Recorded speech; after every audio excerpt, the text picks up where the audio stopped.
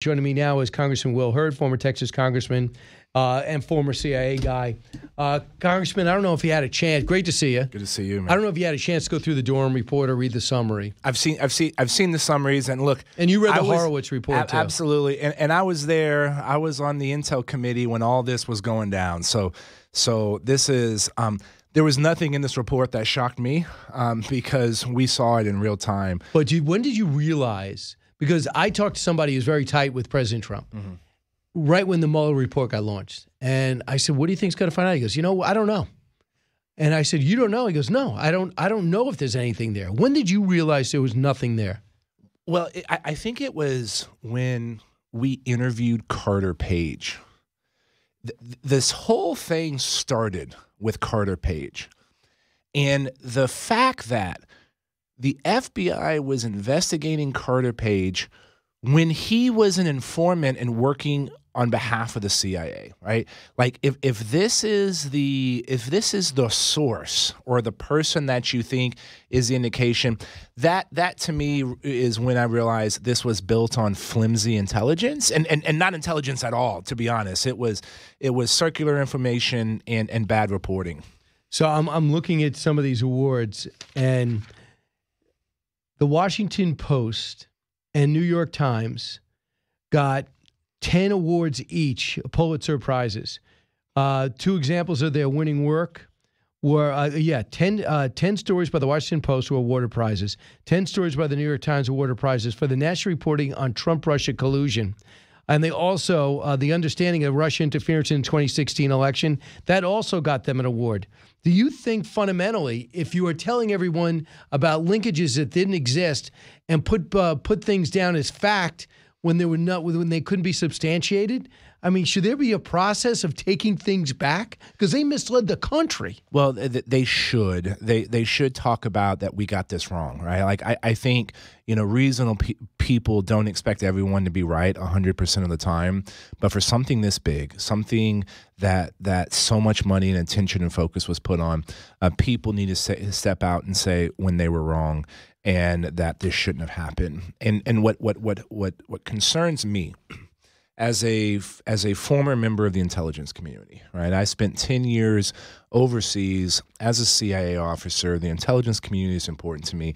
The fact that a dozen officials abuse their positions and has eroded trust between the American people and these important institutions. Adam Schiff, for example, is going to go for the Senate. He's a leading contender for the Senate seat in California. I generally try to be polite and kind, but Adam Schiff, to me, he probably has done more to advance disinformation in this country than anybody else, and he abused his position as the chairman of the Oversight Committee because he implied that he had access to information that nobody else had access to, and he never did. And the reason, like, how did all of this stuff, how was this able to happen? You had bad leadership in the FBI and DOJ that weren't making sure people were following their tradecraft the way they were supposed to. Then you didn't have the leader of the Intelligence Committee doing the oversight that's supposed to be done of the intelligence communities. And so where do we end up? We end up with a country that is suspicious of federal law enforcement and suspicious of the press, and those are not good things. And I think this is a moment when we're going to look back in history of where a lot of people got a lot of things wrong. And because he was chairperson, it might be plausible that he does know something you guys don't. Here's a flashback of Adam Schiff, cut 2. There's ample evidence of collusion of the campaign, and it's very much in the public record. Do you have direct evidence of collusion with Russia? Well, I think there is direct evidence, and there is significant evidence of collusion, and we've set that out time and time again. Yeah. And that's what people went with. Lead guy on every Sunday show for the longest time. His profile gets risen. They actually goes out of his way to go around Devin Nunes and marginalize him and get him suspended as an inquiry is launched into him. Everything that he found out that day was true. Look, this is bringing back. I'm getting PTSD from watching some of these videos because I was there, and And I was being criticized from people being like, Will, you're a former member of the IC. Why are you criticizing and playing? Yeah, they were saying that about me. And so look, nobody's going to mistake me for a cheerleader for the former president. But these were people that were not following the law. And look, there's an interesting movie called The Framing of John DeLorean. It's like a Netflix movie. It's a couple years old, and it talks about how the FBI went through this process to frame John DeLorean, the guy that made like the DeLorean car from Back to the Future. And unfortunately, there's been a number of examples within the FBI's history of zealot officers going after something, and then the organization not stopping it. Now, I will say this: Christopher Wray has taken the information from the Horowitz report and tried to make some changes. And I just want to remind people that there are still tens and thousands of members of the FBI and the DOJ that are doing their job and protecting America every single day. But here's my problem. And these dozens are not reflective of that. But Congressman, if I just look at they said they made changes and things are better. Okay, McCabe's gone, Strzok's gone, still saying they're 100% innocent. Okay. But then you look at the Hunter Biden investigation, 4 years for an IRS and gun charge. Right. Well, we're still trying to find out. When the laptop is handed off to them in 2020, when the reforms is evident, Chris Wray's in charge, they hold on to it, don't say anything, and then give people defensive briefings in August that if something comes out hypothetically, like, for example, the Hunter Biden laptop, I want you to be ready for it. Zuckerberg told Joe Rogan that. Right. So how optimistic can I feel that things are better? Look, and this is where our oversight committees, right? This is where Mike Turner, needs to be working to try to repair that trust on behalf of those organizations and shine a light to make sure the right things are being done. Look, the lawyer in the DOJ that doctored, he changed an email, right? An email. The CIA basically said, "Hey, Carter Page was working for us," and that lawyer changed it to say that he wasn't working for us. Isn't it crazy? Right? It's like I don't even know how to do that. This joker got 1 year probation. Yeah. Now, look, if I would have done something like that, what happens? Oh, come on, man. Are you kidding me? I wouldn't be here. I'd be in prison. Right. And so yeah, look, the frustration and the anger, it's understandable and it makes sense.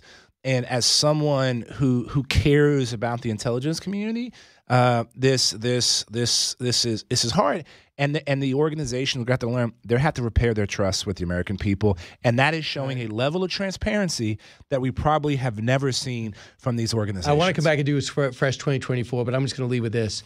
John Brennan briefed President Obama that Hillary Clinton was working on this Trump-Russia collusion to get everyone's attention off her email scandal.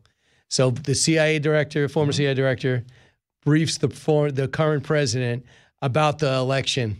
And I'm not saying Obama was involved, but he could have stopped it right there. Just like he did the great thing by calling up Hillary Clinton and say, you lost, call him up and tell him you lost. But for 4 years, what'd she do? Everybody knows Donald Trump is an illegitimate president, and he knows. How much did that hurt the country? This hurt the country. That hurt the country. Just like Donald Trump saying over and over again he won the election, I believe that hurts the country. Right. Because 25% believe him. I'm not one of them. Right. But if you want to point out the Zuckerbucks and other things that took place in the lab, that's something. But don't tell me about ballots and hiding and that type thing. We need ideological consistency. Do the same freaking thing whenever it's the people you like or the people you don't like that are in office. Like, that's what we need to get back to. That's why people are frustrated with these things coming out, because they know if they were to do something like this, they'd be in deep trouble. Absolutely. So Will Hurd is here. The congressman's back in New York. We're going to talk to him about what he's doing in 2024, as everything is basically everyone's got to decide by the end of June is conventional wisdom. Back in a moment. It's one of my areas of greatest concern, the more general ability of these models to manipulate, to persuade, to provide sort of one-on-one, interactive disinformation. Given that we're going to face an election next year and these models are getting better, I think this is a significant area of concern. Sam Altman, creator of chatbot GBT, on Capitol Hill willingly, briefing both sides, who flat out said, we're not experts in this area. What do you mean by guardrails? He's concerned about fakes. We already saw fake pictures of Donald Trump being arrested in the middle of the street that look legitimate from when Alvin Bragg indicted him about a month ago. With me in studio, if you're watching Fox Nation, you know, is Will Hurd, Congressman from Texas. Congressman, you know this stuff. You were talking about this 6 years ago. Sam Altman going to Capitol Hill yesterday was pretty significant, along with the IBM executive. It was, and I will say this, what was even more significant was how thoughtful and bipartisan the hearing actually was. Like this was really Josh Hawley and Senator Blumenthal working together to try to understand an issue that is probably one of the most significant issues and most important issues of this century. And so that was they were trying to do their job. But this is a tool that is going to be incredibly powerful. It is going to affect every single industry. We have to make sure that our kids are being prepared to deal with technology like this. And I think the step that they took and the hearing yesterday was great. And look, I held the first hearing on artificial intelligence back in 2015. And nobody would have thought that this tool would have you move as fast. So quick, huh? Yeah, but we also can't make the same mistakes that we've made in the past with technology. You know, knowing what we know about social media now, we would probably have handled it from a regulatory perspective differently in the 90s. So I think you start with AI needs to follow the law. We already have a lot of rules on the for example, if you impersonate my voice and try to extort money from somebody in my family, just because you're better at it, it's a crime, right? It's a crime. And if you try to, if I am an entertainer and you put out a comedy album and you ask chatbot GBT to put out a Jim Gaffigan album, it's not Jim Gaffigan, that's still a crime, even though it's more sophisticated, right? So some of the stuff is on the books. It's just played out. And look, and OpenAI supports all those things that you've just outlined. And having these conversations is important because, again, this is just like nuclear fission. Nuclear fission controlled gives you nuclear power that can power the world in a clean way. But nuclear fission uncontrolled gives you nuclear weapons that can destroy the world. I love that analogy because everyone could understand it because it's used for both things. Now, you were on Meet the Press over the weekend, making it clear you're really thinking about running for president. Do you agree that decision should be made in the next few weeks? Yeah, I think anybody who's thinking about a political office needs to make a decision. Early summer, there's decisions that have to be made and infrastructure that has to be put in place. And look, for me, I've been fortunate to have served my country in a number of different ways, whether it was overseas, fighting terrorism, or representing my hometown in Congress. If I have the opportunity to serve my country again, I'll do it. And look, I'm lucky. I'm lucky to have been born in America. My time overseas made me realize how fortunate we are. And I think we can't wait until 2028. We have a lot of challenges in front of us. We're in a new Cold War with the Chinese government. They're trying to surpass us as the sole global superpower. And if that were to ever happen, the impact that would have on our economy, on our way of life, is significant. And between the intelligence, between what we know about cyber, between what you've witnessed at the border, also you have a history of working across the aisle. Look, we're better together. Right? I know that we can solve bigger problems. We solve them for longer. We're better together, and we're better when we're building global coalitions. The only way we're going to be an adversary that's 4 times our size is if we have a bigger posse than them. And what we do with our allies is important as well. And look. We are lucky to have the economy that we have, but it takes work to get at it, and so we need to be having these serious conversations. Oh, and as a Republican, I want to win, right? I want to not just have 2 years of conservative thought. I want to have it for 14, 16 years, and we have an opportunity because nobody wants Joe Biden to be president again, and that's where we have to take advantage of this. But I mean, it looks like Donald Trump's got like a 40-point lead according to Morning Consult, which it's different than Fox. Does that intimidate you? No, the election is not tomorrow. right? The elections is in several months, and the experience that I've always had, nobody thought a black Republican could win in a 72% Latino district. Nobody thought I had a chance back then. Nobody thought I had a chance for re-election. But how did I do it? I showed up to places that people didn't expect. I talked about putting food on your table, roof over your head, and taking care of the people that you love. And it's called work, right? And we always kind of think that there's some one national narrative. People believe in different things. People have different reasons why they come out to vote, and it's a matter of do you have the time and energy in order to make that happen? By June 30th? I think that makes sense. June 30th. All right, Congressman Will Hurd, you got to come back. We got to talk more about it. It'll be exciting to have you in the race. Awesome, thank you. All right, and man, you have an excellent resume. You would be formidable.